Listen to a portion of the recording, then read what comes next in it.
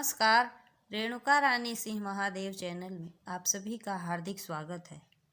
आज मैं भक्त श्यामल दास की कथा लेकर उपस्थित हुई हूँ। भक्त श्यामल दास द्वारका से 10 कोस की दूरी पर स्थित एक गांव में रहते थे। वे मात्र 10 वर्ष के थे जब उनके माता पिता स्वर्ग सिधार गए। अपने पूर्व जन्म के पुण्य संस्कारों के कारण उन्हें ईश्वर में पूर्ण विश्वास था। एक बार अपने गांव में आयोजित सत्संग में वे भी बैठे थे। सत्संग में संत महाराज कह रहे थे कि भगवान अनाथों के नाथ हैं, क्योंकि वे जगत के नाथ हैं, अर्थात जगन्नाथ हैं। वे परम दयालु हैं। जो कोई भी निश्चल हृदय से उन्हें पुकारता है वे उसकी अवश्य सुनते हैं। भगवान अनाथों के नाथ हैं, यह सुनकर श्यामल दास की आंखों में आंसू भर आए, क्योंकि माता पिता के न होने के कारण वे सदा यही सोचते कि मैं कितना अभागा हूँ कि मेरे माता पिता मुझे बचपन में ही छोड़कर चले गए। मैं भी तो अनाथ ही हूँ। इस जीवन में मेरा कोई आसरा नहीं, सहारा नहीं। तब क्या भगवान मुझ जैसे अनाथ के नाथ हो सकेंगे? क्या वे कभी मेरी सुधि ले पाएंगे? अक्सर उनके मन में ऐसे विचार आते रहते थे। पर उस दिन संत महाराज के मुख से यह सुनकर कि भगवान अनाथों के नाथ हैं, उनका ईश्वर के प्रति विश्वास और भी दृढ़ हो गया। संत महाराज से मंत्र दीक्षा लेकर श्यामल दास नित्य भगवान की पूजा उपासना करने लगे। गले में तुलसी की कंठी माला धारण कर वे नित्य ओम नमो भगवते वासुदेवाय मंत्र का जप करने लगे। वे प्रत्येक एकादशी को व्रत उपवास करते, विष्णु सहस्र नाम स्तोत्र का भक्तिपूर्वक पाठ करते। उनकी ईश्वर भक्ति कोई औपचारिकता, दिखावा या चिन्ह पूजा व कर्म कांडीय आडंबर भर नहीं थी। वे अपने गुरु के कहे अनुसार भगवान की प्रतिमा की पूजा के साथ साथ इस अखिल विश्व ब्रह्मांड को साक्षात ईश्वर का रूप मानकर समाज की सेवा भी करने लगे।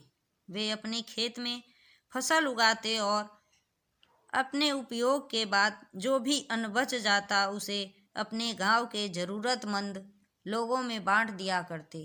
वे गांव के सभी लोगों को सदा ही भगवत दृष्टि से देखते और उनकी सेवा को भी भगवान वासुदेव की ही सेवा पूजा मानते। गांव की साफ सफाई हो, वृक्षारोपण करना हो, तालाब की सफाई करवानी हो, किसी के विवाह की तैयारी में सेवा सहयोग करना हो, बीमार लोगों की सेवा सहायता करनी हो, तो वे इन सभी कार्यों में हमेशा बढ़ चढ़कर हिस्सा लेते थे।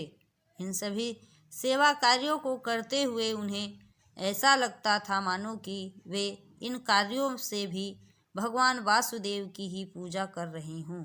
वे सोचते थे कि ये सभी सेवा कार्य भगवान वासुदेव के ही तो हैं, अतः मैं जो भी कर रहा हूँ भगवान वासुदेव के लिए ही कर रहा हूँ।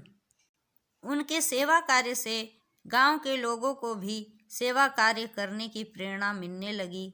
और सच कहें तो वह ईश्वर भक्ति भी क्या जो हमारे व्यवहार में दिखाई न दें, जो हमारे कर्म में दिखाई न दें, हमारा ऐसा धार्मिक आध्यात्मिक होना भी क्या जो हमारे जीवन में, चिंतन में, व्यवहार में दिखाई न दें। सच यह है कि चिंतन, चरित्र और व्यवहार में भक्ति तभी दिखाई पड़ती है जब भक्ति मात्र आडंबर या कर्म कांडीय प्रवचना मात्र न होकर भक्त के हृदय में भगवान को प्रत्यक्ष अनुभव करने की प्यास और पुकार बनकर उतरती है। श्यामल दास की भक्ति में भी ईश्वर को पाने की, उन्हें अपने हृदय में अनुभव करने की सच्ची प्यास व तड़प थी।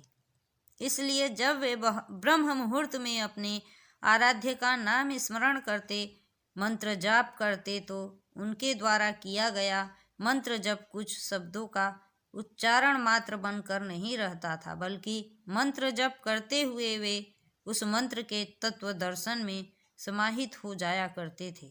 इससे उस मंत्र का एक एक शब्द जुड़कर भगवान वासुदेव के दिव्य स्वरूप में परिवर्तित हो जाता जिससे श्यामल दास मंत्र जप करते हुए भगवान वासुदेव के दिव्य स्वरूप का ध्यान करते करते उसमें डूब जाते और अपना बाह्य ज्ञान खो बैठते। ध्यान में भगवान वासुदेव के दिव्य स्वरूप का दर्शन करते ही उनका रोम रोम पुलकित होने लगता। वे जब भगवान की स्तुति करते तो इस स्तुति में वर्णित भगवान के दिव्य स्वरूप में खो जाते। भगवान के दिव्य गुणों का बार बार चिंतन स्मरण करते। वे जब भगवान की प्रतिमा की पूजा करते तो उन्हें ऐसा महसूस होता मानो विश्व स्वरूप भगवान स्वयं प्रतिमा के रूप में प्रकट हुए हों। वे उनके द्वारा अर्पित भोग सामग्री को सचमुच ग्रहण कर रहे हों। कोई भी कार्य करते हुए उन्हें ऐसा लगता कि सर्वज्ञ सर्वव्यापी भगवान हर जगह उपस्थित हैं और वे मेरे द्वारा किए जा रहे कर्मों को अपनी आँखों से देख रहे हैं। ऐसी भावना रखने के कारण उनसे भूले से भी कोई भूल नहीं होती थी। उन्हें लगता कि कोई बुरा कर्म कर लेने के बाद भला भगवान के पास बैठकर मैं उनसे अपनी आंखें कैसे मिला पाऊंगा। इसलिए वे अपने छोटे बड़े हर कार्य के प्रति बड़े सावधान व सतर्क रहा करते थे। इस तरह श्यामल दास जीवन भर भगवान की सच्ची उपासना व सेवा करते रहे। इससे उनका मन पूर्णतः पवित्र हो गया। अब तो वे जहाँ कहीं भी बैठकर भगवान का ध्यान करते तब वे तुरंत ही ध्यान में गहरे उतर जाते। इसी मनोदशा व भावदशा में एक दिन वे जन्माष्टमी के अवसर पर भगवान का दर्शन करने द्वारका पहुँचे। कोसों की लंबी पदयात्रा व उपवास के कारण वे काफ़ी थक चुके थे। ब्रह्म मुहूर्त में भगवान द्वारिकाधीश का दर्शन कर वे रोमांचित हो उठे। दिन भर वे उसी भाव दशा में डूबे रहे।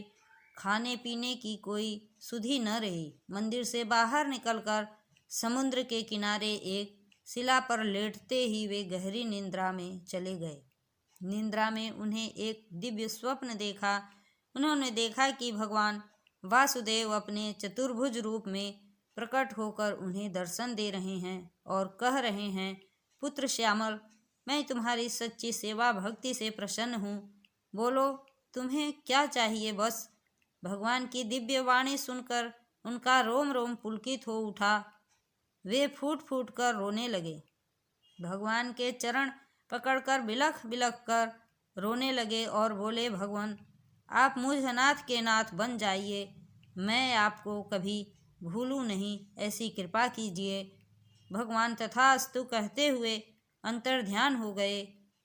सुबह ब्रह्म मुहूर्त में जागकर पुनः भगवान द्वारिकाधीश के दर्शन कर वे गांव के लिए प्रस्थान कर गए। रास्ते भर स्वप्न में दिखे भगवान विष्णु के चतुर्भुज रूप का ध्यान करते करते वे आनंदित होते रहे और तब से आजीवन उसी भाव दशा में रहे। सचमुच अनाथों के नाथ हैं भगवान जगन्नाथ। इसी के साथ मैं अपनी वाणी को विराम देती हूँ। जय हिंद, जय भारत।